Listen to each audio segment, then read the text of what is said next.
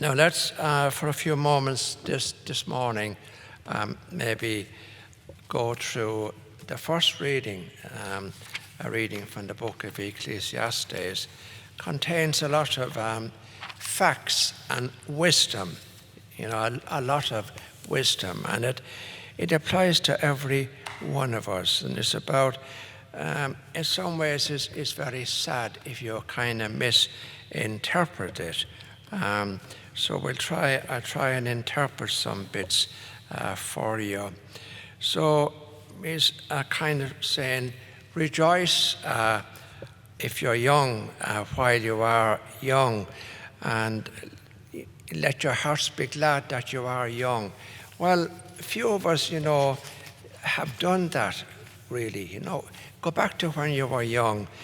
You were always looking forward. You were waiting for the next thing to happen. And today, you'll find there are probably more psychological difficulties and more unhappiness among a lot of our young people than among our older people. And if you have the right attitude to life. So it goes on, remember your Creator in the days of your youth, before the evil days come, and the years approach of which you will say, I have no pleasure in them. Well, old age, and many of us, and probably many of you listening to me this morning, are in that category. It's not a bad time. It's not a bad time in life. Because reflect back. So reflect back when I was half my age, or when I was 40. And when I was 40, I was a lot less happier than I am now. I had probably more worries,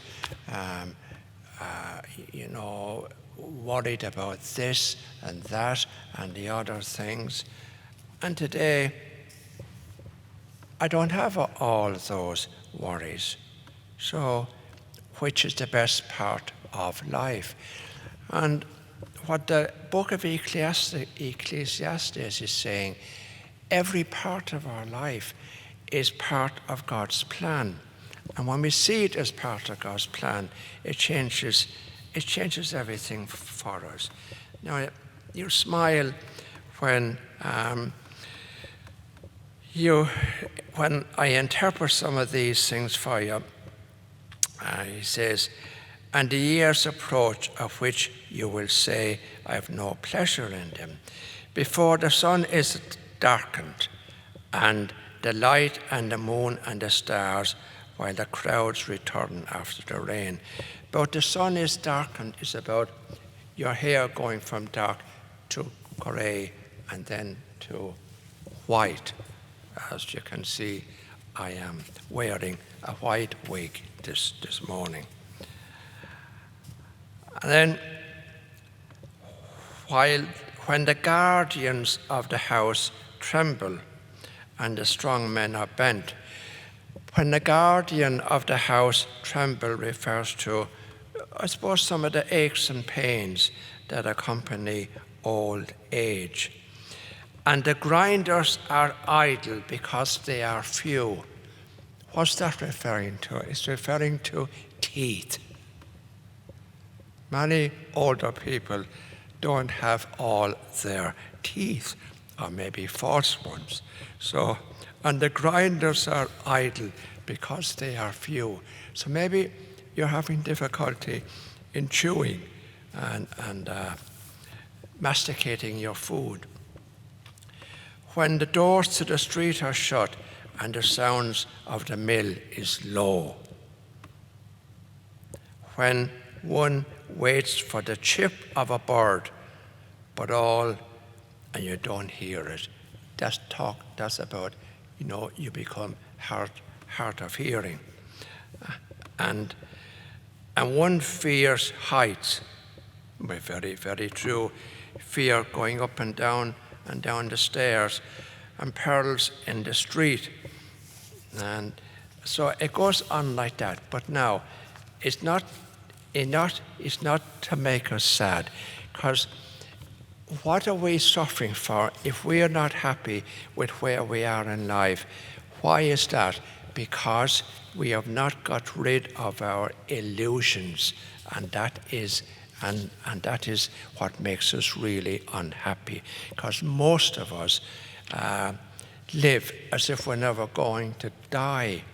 And when you live up to, when you accept reality, because this is what the book of Ecclesiastes is about, accepting reality. And if you see, I see at the moment, I see everything that happens in my life as part of God's beautiful plan. And so I'm quite happy with whatever comes. Am I enjoying the present moment with the pandemic and the lockdown and everything?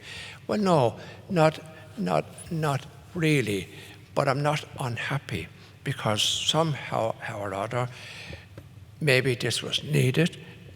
Hopefully, we'll come out of this a lot better, stronger, facing up more to reality. That's what life is all about, facing up to reality, accepting the real, rather than being full of illusions about how things should be, rather than accepting things as they are. And there's one little bit then. In the end, it says, and this is important, and the dust returns to the earth as it once was, and the life breath returns to God. Well, that refers to the first thing.